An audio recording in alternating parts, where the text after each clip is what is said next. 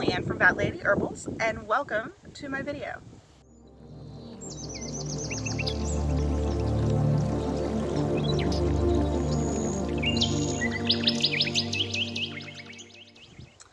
Today I'm here in Oviedo, Florida, which is just outside of Orlando, at a local neighborhood park called Sweetwater Park. And I wanted to introduce you to a plant that, while it's not native, it has become naturalized, meaning that it doesn't have an invasive habit, so it's considered part of the natural environment, even though it's not originally from here. And this is the sleeping hibiscus, also known as Malvaceus pendiflorus. And now there's another sleeping hibiscus that is native to some of this area. The distinction is this is also known as pendulous sleeping hibiscus.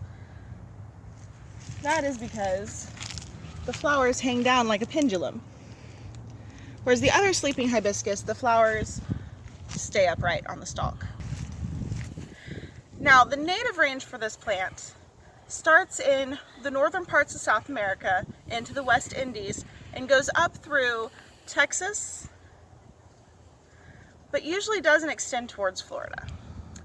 However, it's such a pretty landscape plant that people have planted it around here and it has just flourished.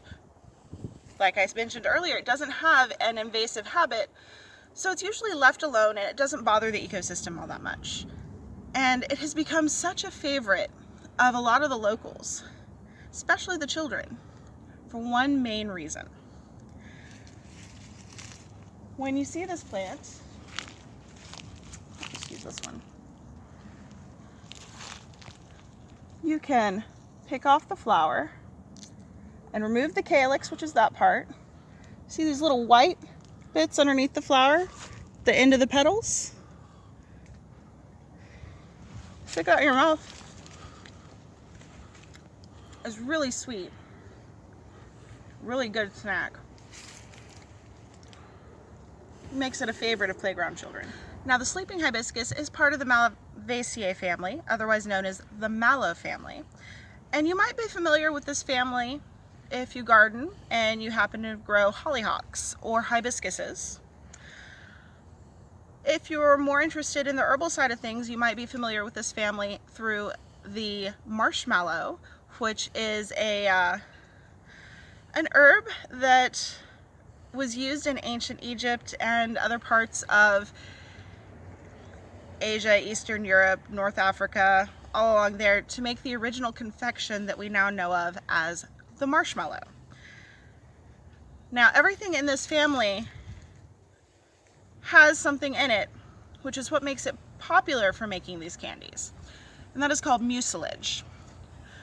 Mucilage is a type of fiber that's very thick, viscous, slimy material. And it's one of the identifying features of this family of plants, because everything in this family, if you crush the leaves, you'll feel a little bit of slime there. And if you do the same with the flower, you'll feel it getting a little slimy there too. As a matter of fact, there's a plant here in the South used for culinary purposes for this mucilage, and that's called okra. Okra is used in a lot of soups and stews like gumbo and jambalaya, things like that, to thicken them. And it's the mucilage that helps do that. But the mucilage is also part of the medicinal benefits of this plant. With the mucilage, you also have plants like aloe vera that are also full of mucilage. And most people are aware that aloe vera is a great plant for sunburn. Well, so is just about anything in this plant family. In fact, the demulcent properties of the mucilage helps to soothe irritation both externally and internally. So you can use the leaves or the flowers of this plant to soothe sunburn, irritated wounds. You can also Use it to make like a cough syrup to help soothe an irritated lining of your throat. And if you eat it, it will help to soothe your entire gastrointestinal tract, helping to reduce the inflammation from ulcers and helping to ease a lot of gastrointestinal issues that pop up due to inflammation. Now, in addition to that, this plant is also a great plant to help reduce fevers. So this is a good plant to know for any kind of cough, cold, flu, fever. And traditionally it's used also in the West Indies to help treat malaria. Now, this plant is also used in Ayurvedic medicine as well as traditional Chinese medicine. And a lot of the traditions are the same.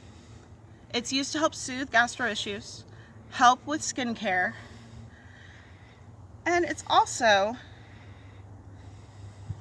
really good for anyone who may be close to becoming a diabetic, because it can help to lower your blood glucose levels, and also it can help to maintain control of your glucose levels so you don't get very many spikes or drops.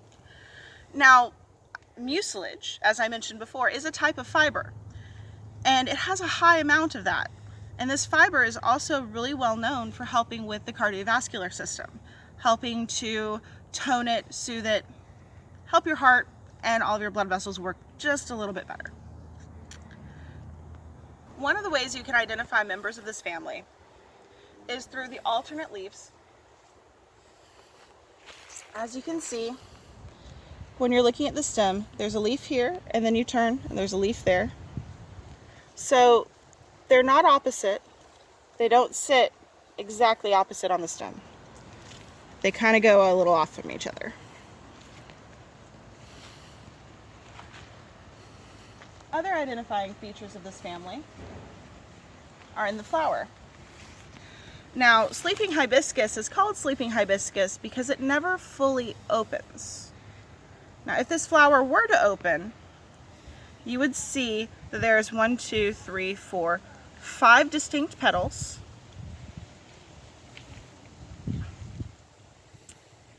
And you can see here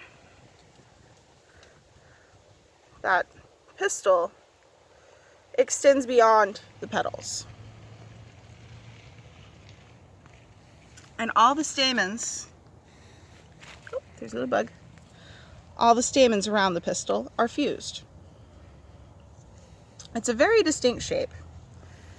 And all the flowers in this family are also tubular. So even though this one is very much a tube shape because it doesn't open, the other flowers in the family, even when they're open, retain that tubular trend. Now, the flowers aren't the only edible part. You can also eat the leaves. They make a great cooked green, but you can also get the young leaves for your salads.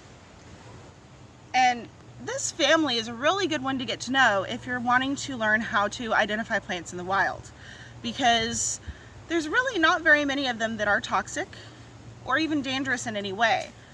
The only one I can think of off the top of my head is cotton. And even cotton has an edible portion because you can render the seeds into an edible oil. But if you know how to identify a mallow in the wild, you have cooked greens, you have salad greens, you have edible flowers.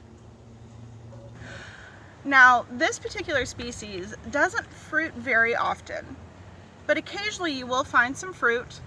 I don't see any on this specific bush, but the fruit is also edible and medicinal.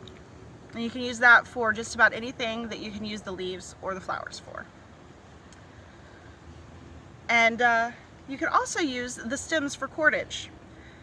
If you break up the stems, you'll have fibrous sections in there that you can weave together and make a burlap-like fabric. So thank you for joining me today here in Central Florida. And I hope that you learned a little bit something about this adorable little lazy flower, sleeping hibiscus.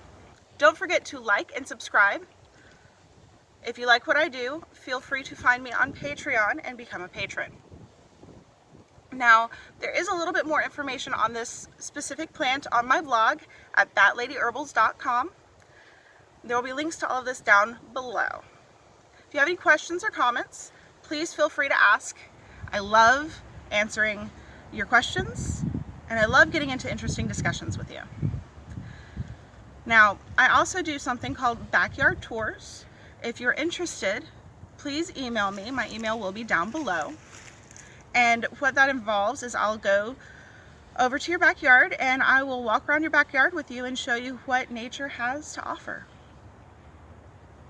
I also have some merchandise on Teespring. Feel free to browse that and enjoy. Thank you very much. Have a wonderful day.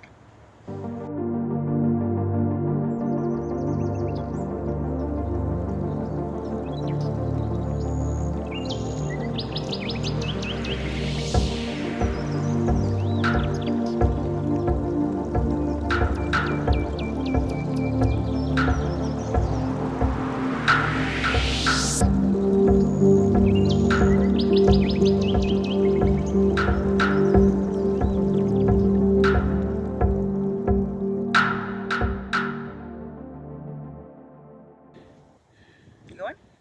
No, you're gonna put your hand down? Sorry. All right. Oh, I am going. Ah, okay. All right. All right.